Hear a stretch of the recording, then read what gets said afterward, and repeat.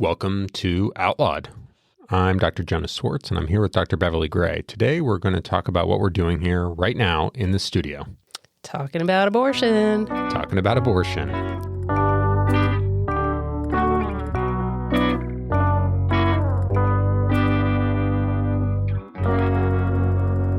So today on Outlawed, we are talking with a guest who is an expert in telling abortion stories. And one of the things that we've noticed over the past couple of years, as many of the stories that are in the news, in the media, are these sensational stories about people who were denied abortion care.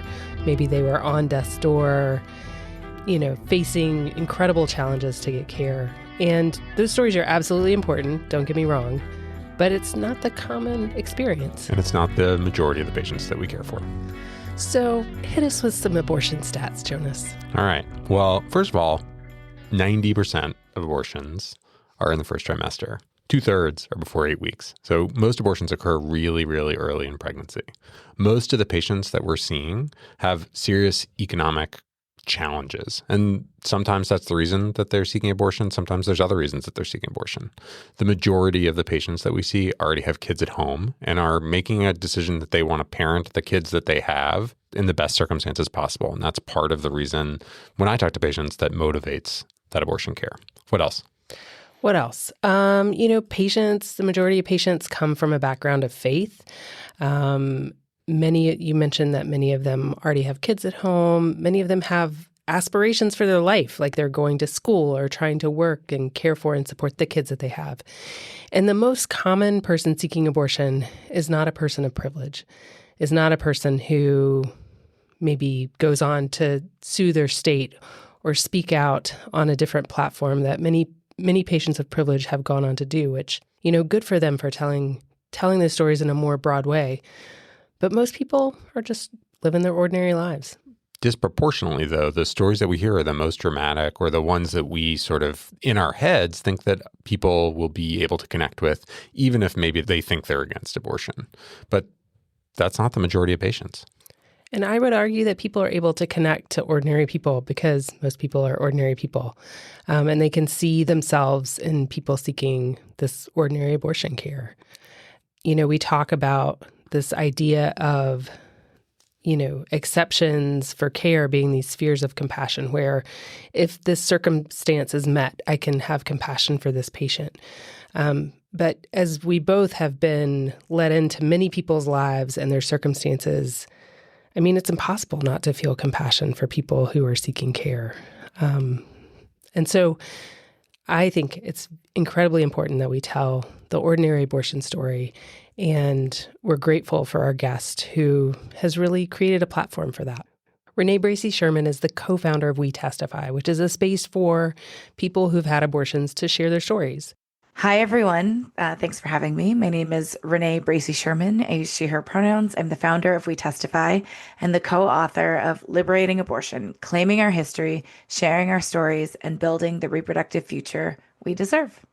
Well, we're excited to have you here with us today on Outlawed, and we're huge fans of your work. Thank you. And we're excited to have this conversation about storytelling, your book, life, whatever comes up. I can't wait.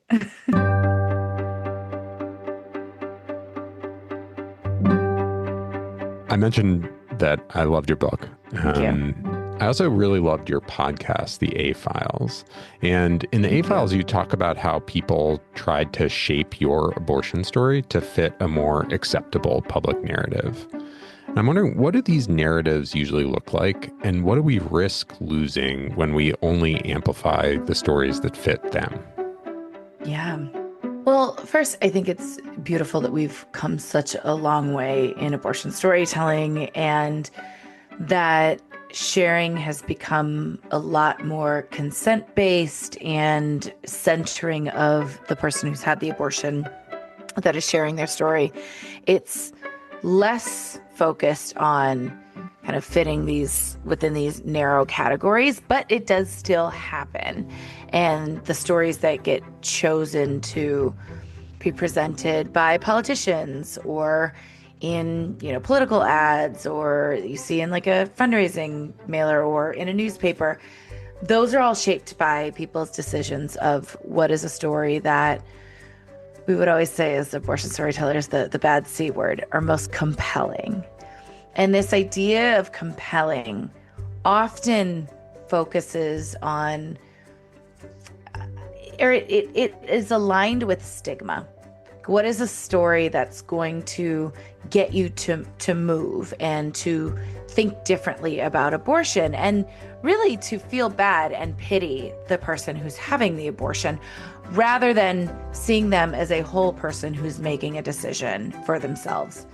When I first had my abortion and I started sharing my abortion story, I was encouraged to play up the narrative that I had an abusive boyfriend and that he had been in jail and that I was, a teenager and I wasn't ready to become a parent. All of these things that as a listener, you're like, oh my gosh, teenagers shouldn't be parents. And oh my gosh, someone shouldn't have to have an incarcerated parent, that, you shouldn't be parenting with someone who's abusive. And while those things did factor into my decision, what happens is you get the audience to portray my boyfriend as like a villain, and not recognizing the larger situation and circumstances that are impacting his life and my own, and say that, well, Renee deserved an abortion because of these extenuating circumstances.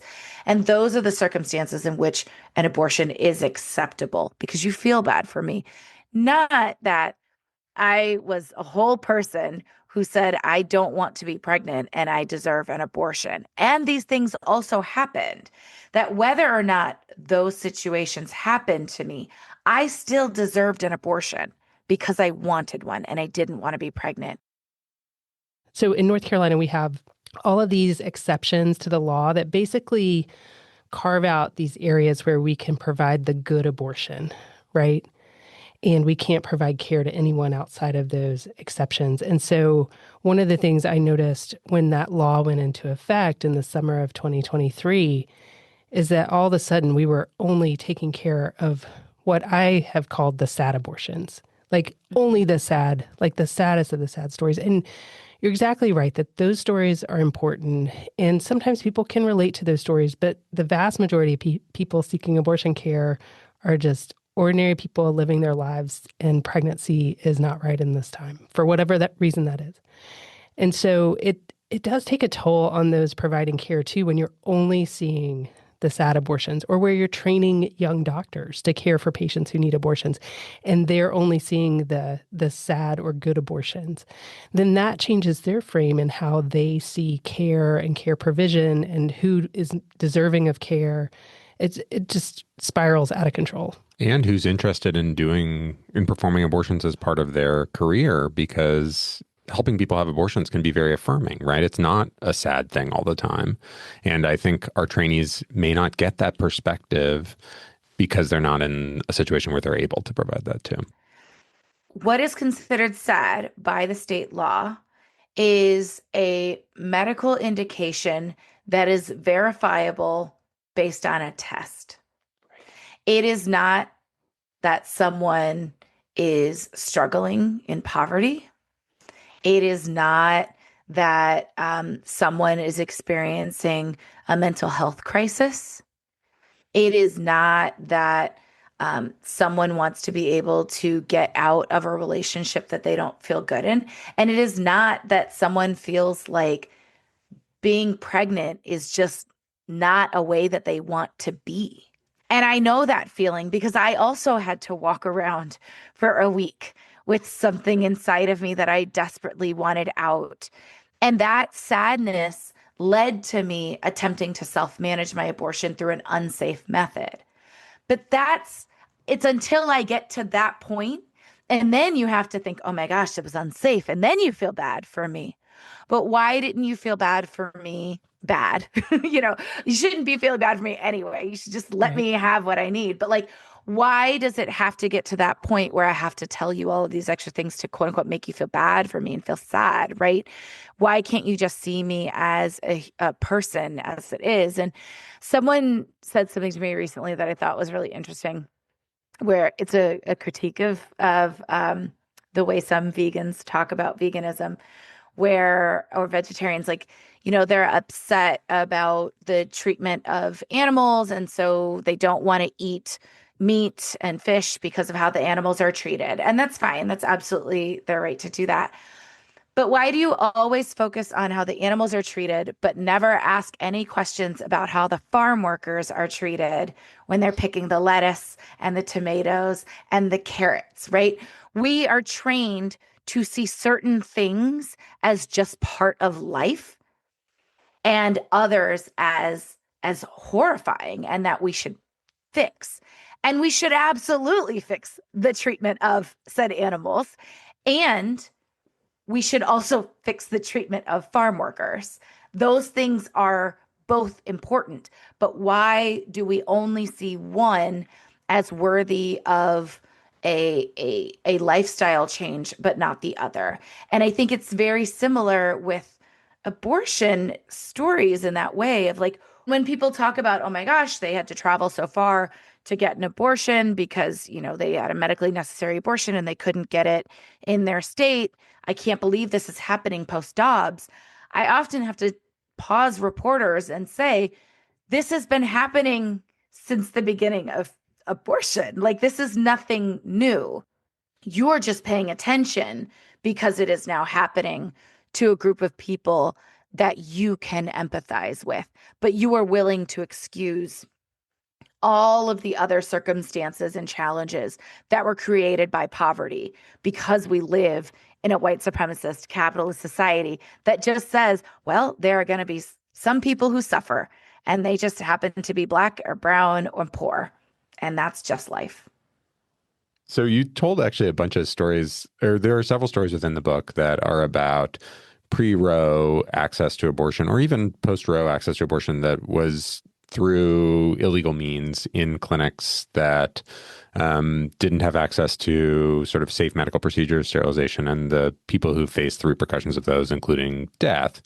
And before the Dobbs decision, people were talking about, oh, well, people are going to die. And I'm sure I said that in some interview because we were thinking about this comparison of before Roe or even before medication abortion was widely available, that people were using self-instrumentation or instrumentation that was not sterilized and getting sick because of it. And it's really different now. And it's still chaos and it's still not optimal in many settings. I don't know. It's like such a more like nuanced story than the journalists want to tell. Like they just want like the most exciting, bloodiest story that they can put in the news. But it's like, it's a little bit more boring, but still very important to tell. Like, and so, yeah. Well, one of the stories that we talk about in the book is that, as you said, the journalist is looking for something sensational. And that's actually the way that abortion stories first got in the news. It was often that someone, died from a botched procedure. When we looked up the old newspapers, it was always, we're just Googling the words, botched procedure, botched illegal procedure. And this focus was because it included everything that's sensational about, for the news. If it bleeds, it leads, right? It had sex, it had, illegal doctors, money, and a dead woman. Like, what more did the 1920s newspapers want, right? They loved that. And what the problem with that, aside from dehumanizing a whole human being and their story and reducing it to a headline, was that became the only story that you heard about quote unquote illegal abortions. And you didn't actually hear about all the people who got safe abortions at that time. And so we as a society have a collective memory in which abortion pre-Roe was dangerous and women died. And that is true, but it is not the whole truth. Because how is it that we tell this story that before Roe, abortion was so dangerous that every woman died, and yet we also tell the story of Jane, in which the folks who are in the abortion counseling service, also known as Jane, provided 11,000 abortions safely and never lost someone. And they were not the only ones to do it. So we sometimes forget to even lift up the folks who did this work before us in an incredible way and say that there were safe abortions then too. What was in the newspaper was the unsafe ones.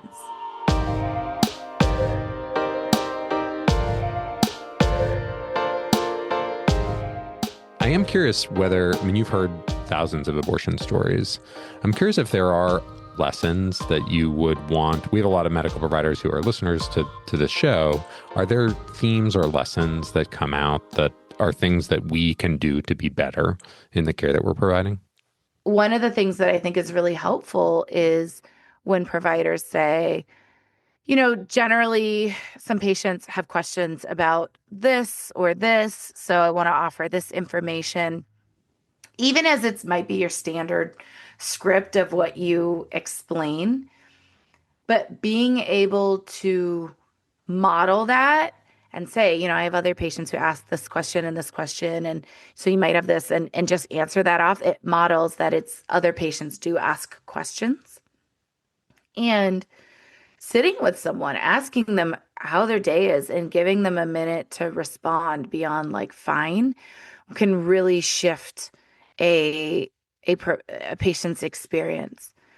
I'll also say that to talk with your colleagues about your positions on abortion and all of this other care, because one of the things I talk to a lot of people about is that, do you know if your gynecologist or your obstetrician provides abortions, or are they opposed to it? Because you would hate to find out 15, 20, 25 weeks in that they're morally opposed to abortion.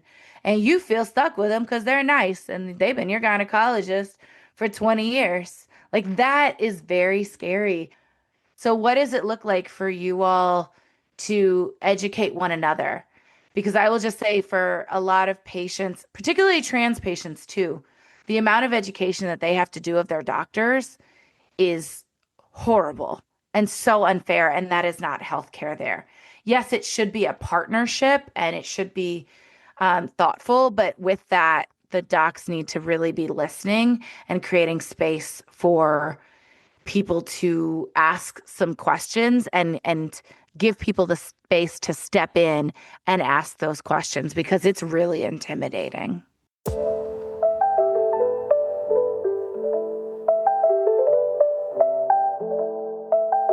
So the myth-busting chapter is freaking amazing. That's one of the things that we're hoping to do with the podcast is help people, understand things from an expert and not from Uncle Bob or whatever, Yeah. But I think the abortion medications in the water thing, or fetuses in the water, there's a lot of churn in this anti-abortion movement, trying to really get people to grab hold of that idea. Yeah.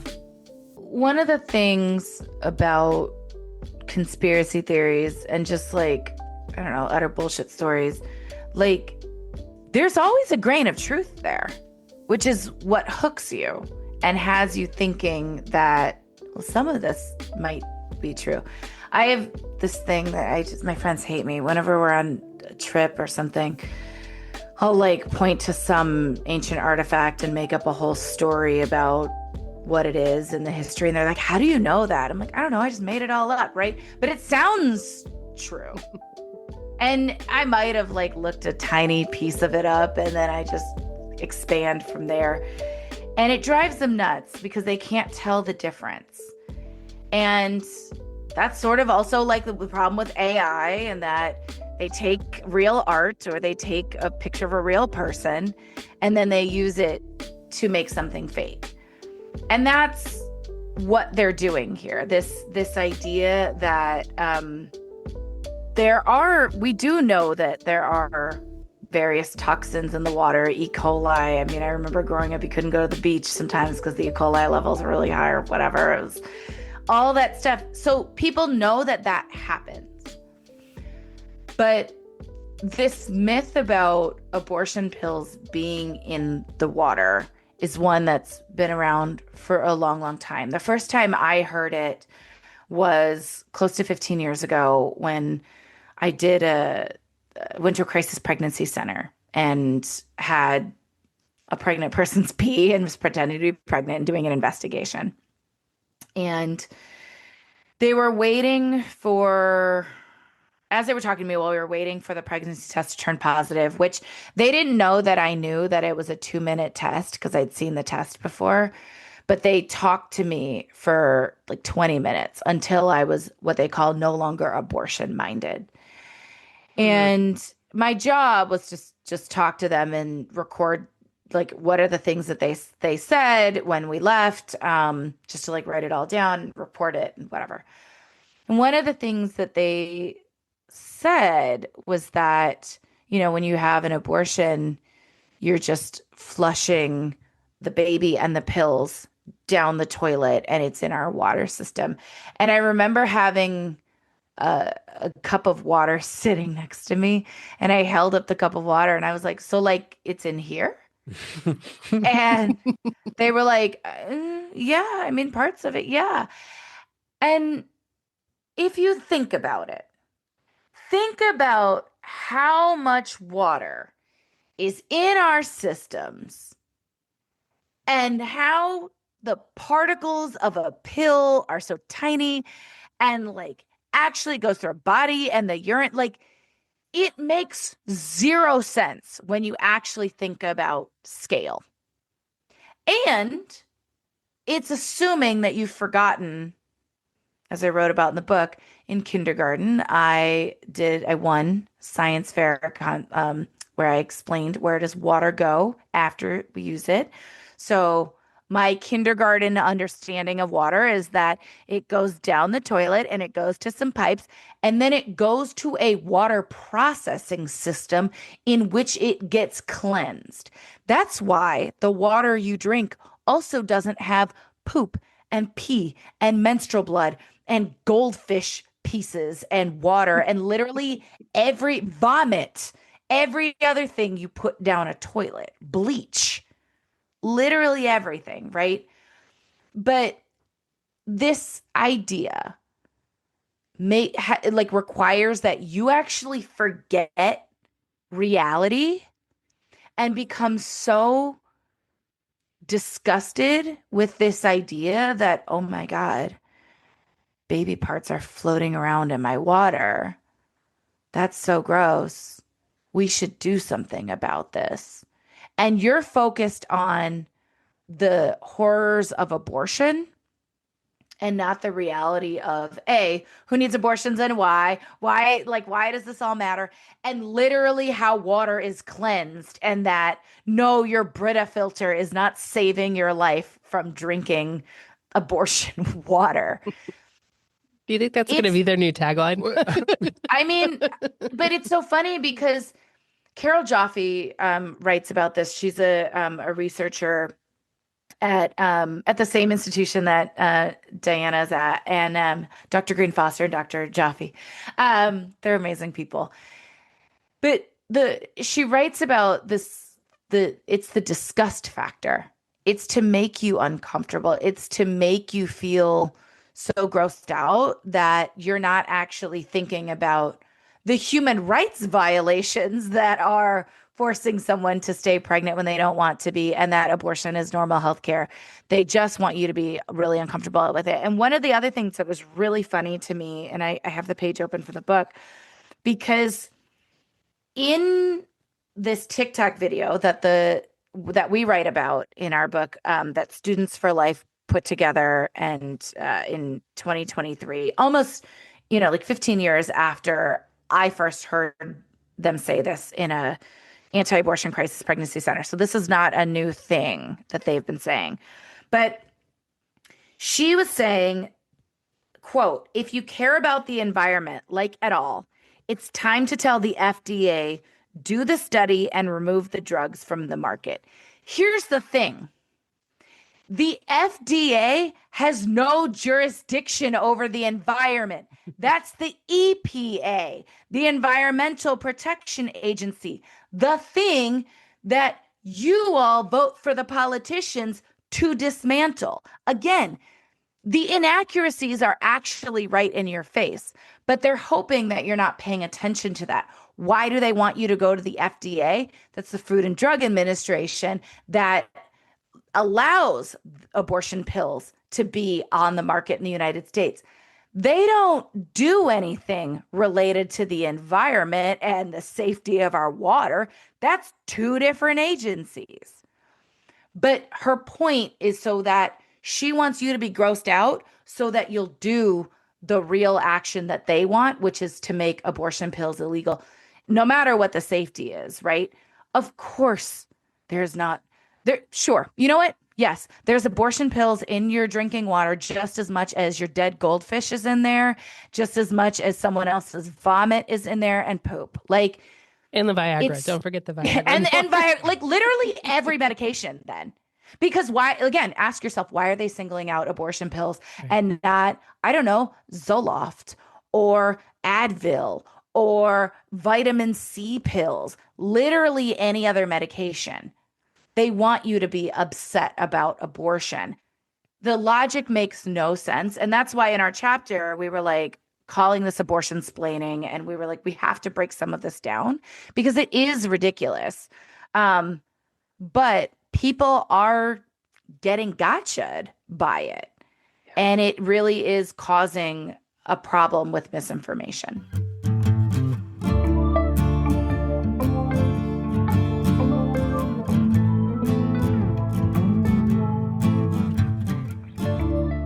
So we have grappled with like how we tell stories. And I think where I've sort of landed kind of from talking with others, from talking with patients, from talking with other physicians is that I can share my experience as a person, as a doctor providing this care. I can never speak for a patient, but I can share about kind of what I see and what I observe. And only a patient or only a person seeking that care can share their own story from their vantage point, but I can share from my vantage point what I see and how it's hard to provide care when there are bans. The one instance that I still sort of I don't know, maybe I'm a self-flagellating sort of person, so I periodically beat myself up. And one of the things that I sort of perseverate around is, so I learned that my grandmother had had an abortion after she had died, and my dad had shared that story about her. So it was like the early 70s. She was diagnosed with cancer in an early pregnancy and had a hysterectomy. That cured her cancer, ended her pregnancy, saved her life. And I was able to know her until she passed away when I was 12. And so I did not hear that story until I was older, applying for residency, and my dad shared her story. And so I've shared her story as someone who was really important for me. And because she had an abortion, she was able to be part of my life. But she's no longer living, alive. I can't ask her permission to tell her story. And I'm curious, what do you think? Yeah, I struggle with that as well. Because one of the stories that we included in the book is from my mom's cousin. It's a story that my aunt told me about cousin Buddy's wife who died of an unsafe abortion. And I never met her at all. And I think that it's complicated. I also think that if you're already grappling with that, then you're probably going to share the story in a very thoughtful way. And I tend to think about what would that person have wanted. And at least if that person would not have wanted the story to be shared because they would have felt really embarrassed and upset about it, then, you kind of have a sense of that. But I think if that person would be like, I'm so glad that it inspired you to do this and feel okay with it, then I think that that's fine. I think for me, the challenge is more where I spend more of my time thinking about with the people who are alive, because then they have to deal with the repercussions of that. And for example, I was doing this work for about 4 years when my mom told me that she'd had an abortion. And she had an abortion before she had me. I'm her first child. And I know that my life is possible because she had an abortion. And there were so many times that, both have anti-abortion people saying, well, what if your mom had had an abortion? And, in my head, I'm like, well, she did. And that's why I'm here. But that could never be part of my story until she wanted to say that. And so that sat within me, and I knew that it shaped how I thought about this work. And it was something that really profoundly, literally gave me life, but profoundly shaped how I do this work and what I think about.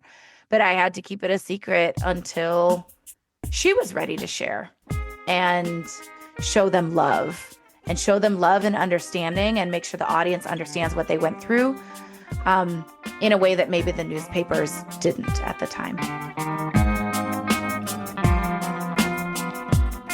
So make sure to check out Renee's book, Liberating Abortion, which is now out in paperback. I love paperback. I love paperback too. This podcast is executive produced by us, Dr. Bev Gray, Dr. Jonah Swartz, and Jane Marie. Production by Little Everywhere. Thanks to Nick Thorburn, Patrick Ford, and Maker for our score. Opinions expressed on this podcast are our own. Philanthropy keeps this podcast ad-free. To donate, you can find a link in the show notes.